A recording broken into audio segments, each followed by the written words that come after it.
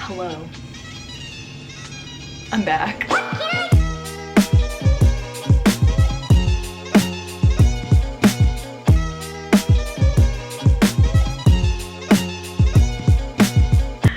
Hi everyone, welcome back to my channel. It has been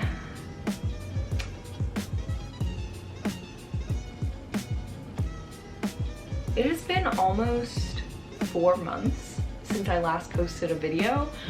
So needless to say, I've been neglecting this channel. Sorry. A lot has happened. I moved. I am in Williamsburg now. I got a new job. Thankfully, I entered into a relationship. Entered into. That's a weird way to say it. I just kind of, I don't know, got carried away with life as people do.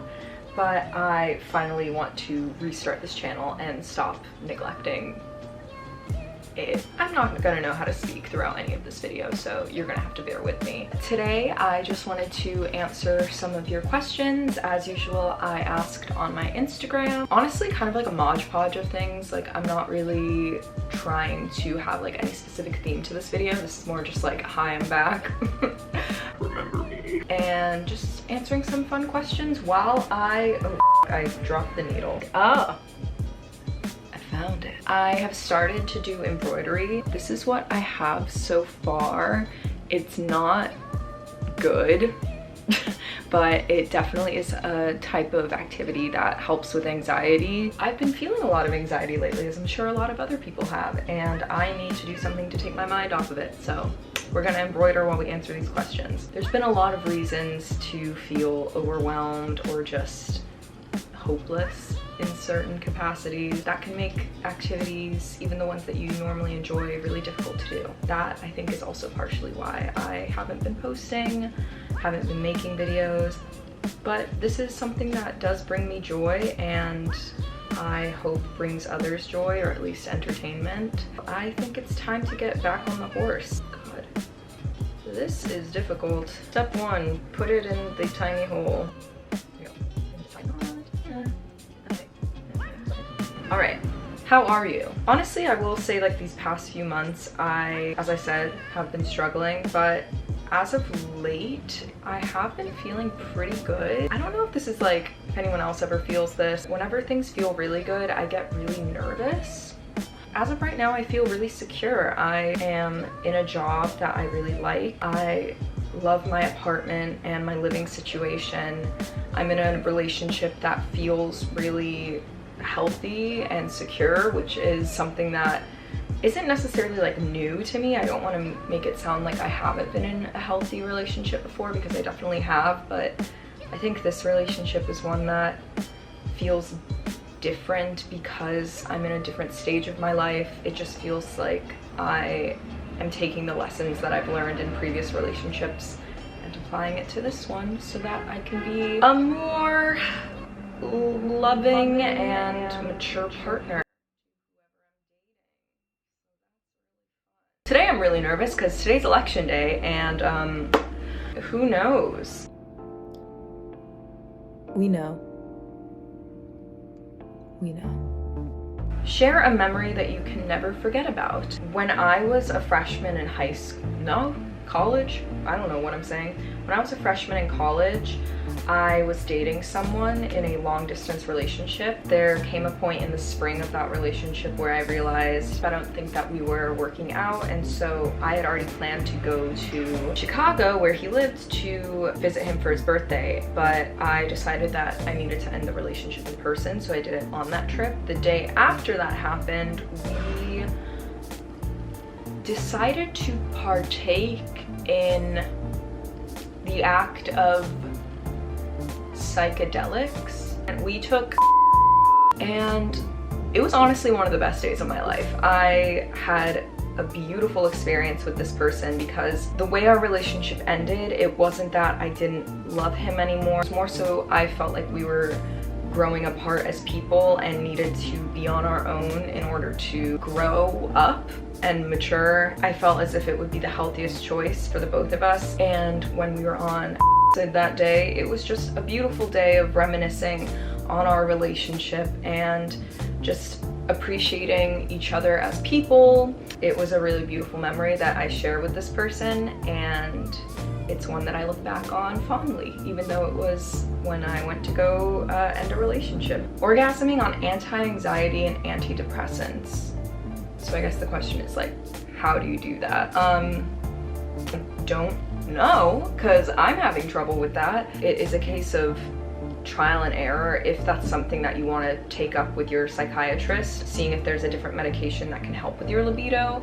But all I can say is that it is completely normal to not be able to orgasm on an SSRI, especially for women. Unfortunately, we already have a tougher time orgasming. Okay.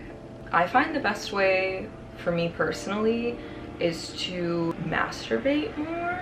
It helps me figure out what makes me turned on and what does make me finish. And also incorporating masturbation techniques into the bedroom if you are having sex with a partner, whether that be using your own hand. I like to use a vibrator when having sex sometimes because I know for sure that that will help me finish. It's not that my partner isn't like good at sex or good at making me come, it's just sometimes medication makes you a little bit more difficult to do that, and it's completely normal. It's one of the most complained about symptoms of SSRIs. Don't get frustrated with yourself. It's completely normal. There's nothing wrong with you. Be gentle with yourself because it's a normal experience, and you should also be having sex with people that understand this and don't take it personally. Best way to masturbate. This is kind of a hard question to answer. I feel like that's very personal. I like to use a vibrator personally. Different strokes for different folks. Best beginner toys when trying BDSM. So if you haven't already watched my BDSM video, you could pause this and go watch it. I mentioned that a blindfold and handcuffs are probably like your best bet into kind of starting to get into it. I will list a few different like options that you can use for blindfolds. So pretty. How can I better express my desire for physical intimacy over emotional? I've definitely been in multiple situations where someone will tell me, I'm just looking for something physical. And in my brain, I'm like, yeah, no, that's totally fine. I completely understand. I'm gonna change your mind about that. Sometimes, unfortunately, you get into situations where you tell someone your true intentions and they still might misread them, or you aren't completely transparent about your true intentions and you do misguide someone into thinking that your situation is going to be emotional or going to become something that it's not. Specifically with this person, they expressed to me that they have communicated that they want to just be physical and set up that boundary, and it always seems to be that the person wants something more or kind of reads into it more. The best thing that I could suggest is having frequent check-ins with that person. Even if they say, yeah, that's totally fine, and you might be reading the situation as they're not okay with that, you need to take it upon yourself to vocalize your boundaries. And if you don't feel comfortable with that, or you can't meet that standard or boundary that I'm setting, then we are going to have to stop seeing each other. I know that's way easier said than done, but it's just what's fair for not only yourself but for the person that you're seeing, so that there isn't any confusion or any mixed signals.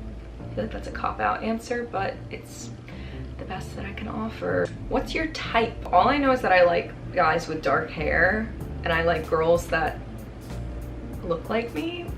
The autoeroticism really comes out when it comes to women. I really like guys that are this fine line between boyish and artsy. I don't know. I like guys that have an interest in the arts and are passionate about an art. That is something that will like physically attract me to someone. But when it comes to actually wanting to date someone, I like to date people that challenge me. We need to have the same sense of humor, and they need to be able to be goofy and be silly. I like people that are sensitive. I think this is probably my biggest type / turn on, is someone who has a drive and a goal and is like actively pursuing that and really putting in the work to make it happen. They also motivate me to be a better person and to be more goal-oriented. I feel like that is something that really drove me to be attracted to my current boyfriend, because he has a passion for photography and for art and enjoys creating, and that's just something that we both see eye to eye on. And we also share the same like values when it comes to how we view life and how we see politically eye to eye and things like that. I don't know if that answers the question. It's kind of cute. Kind of. How to get over a breakup and get comfortable being alone.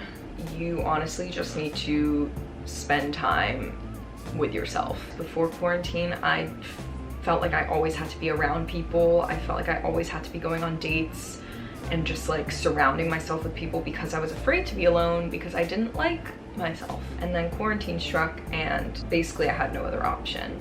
And so I had to sit with my thoughts, I had to sit with my feelings, and even if those feelings are sad feelings, like being broken up with and feeling sad over that and feeling the loss, it's important to let yourself go through that motion and feel that, because if you don't, and if you just ignore it and kind of brush it under the rug, you won't ever really move past it and you won't ever let yourself heal. Some activities I would recommend are obviously journaling. Journaling is a really beautiful way to kind of flesh out your thoughts. Whatever pastime you enjoy, really kind of forcing yourself to spend at least 10 minutes a day doing that. I will take myself out on literal dates. Like I will set up a time to just go for a walk, and I will be walking around for an hour, listening to a podcast, stop in to get myself ice cream, get myself lunch, maybe buy myself some flowers. When you do that for yourself, you realize that a partner isn't something that you need to do any of these things. It's just an addition to your life. And I think that is the basic foundation for any happiness, is to understand that you are a whole person without your partner. And then when you are with someone, they're just a greater addition to that already whole individual. And so if you're going through a breakup, you are not missing a part of yourself. And if you feel like you are, then you should take the time to try and find that person, because they're inside of you. When you break up with someone, or when you're broken up with, they don't take anything from you. You're still you. I hope that helps. Best vegan food or snack you ever bought that's savory. I really like by Chloe Gardine's meatless meatballs. A vegan snack that I've recently been having is actually the YouTuber Lindsay Rem introduced me to it. It's like a chickpea salad. It's kind of like a mimic of a chicken salad, and it's so good. I'll link the recipe below. Favorite position and why? I don't know what the name of it is, but like let's say you're spooning and then like, they're behind you, and then you start having sex and you're just kind of like, it's almost like you're in doggy but like lying down. It's like lazy dog. You know what I mean? What is your favorite steak? I guess like tenderloin. We've reached the end of the video. Okay. I just wanted to do like a really quick video that's like, hello, I'm back, I'm alive, and I'm not going to be neglecting this channel anymore. I am looking forward to just answering more questions and being more vulnerable on this channel and talking to more people through the internet, because that's what I love to do. Okay, bye.